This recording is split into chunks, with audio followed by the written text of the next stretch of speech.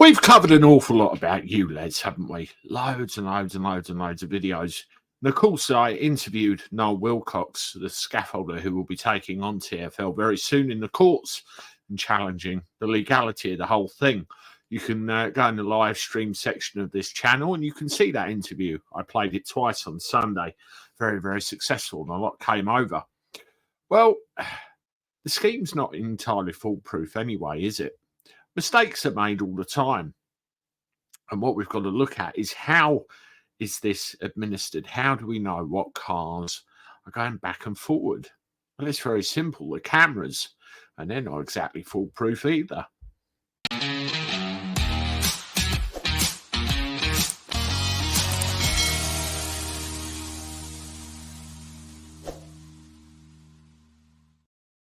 Hello, everybody. Welcome back to the channel. Hope you're doing well. And thank you very much for joining me once again. Well, let's have a look at this, shall we? ULEZ, London, the cars. Now, works very simple. You pass through where a camera is in the ultra-low emission zone, clock. And if you've got a non-compliant vehicle, you get a position where you've got to pay £12.50. If you don't, you get a fine in the post, 180 quid. Reduced to £90 if paid on the hurry up. Well, that's good in theory, isn't it? Well, not very good, actually. I want to show you a picture of this guy here. His name is Richard, and you can see behind you, or behind him in a garage, it's a 1990 or 1991 VW Golf.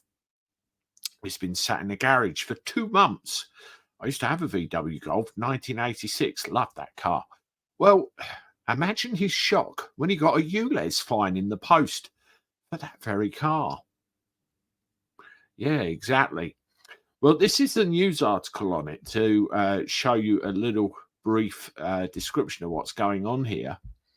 Now, he has said a London driver has blasted Sadiq Khan. Well, that's not hard to do, is it? And Transport for London's incompetent ULEZ expansion after he was issued a fine for a car that's been off the road for 2 months.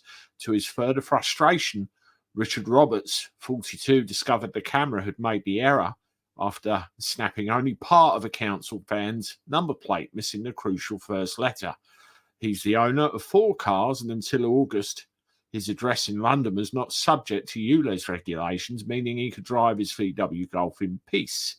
Following Sadiq's controversial expansion, he no longer can, and he's put all 4 cars reluctantly on the auto pay system.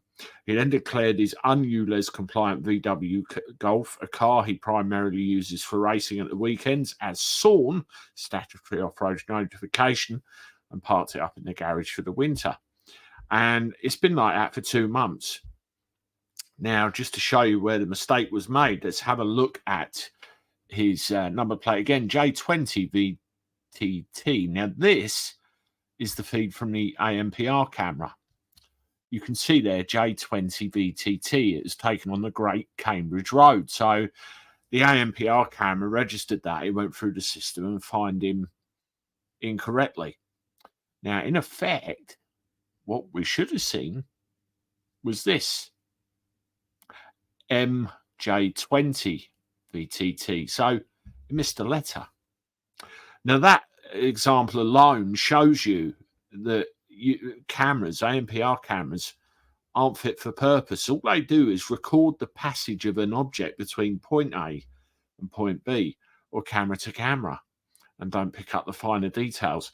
I had trouble with this myself on a petrol forecourt, where I had to prove that I wasn't actually parked.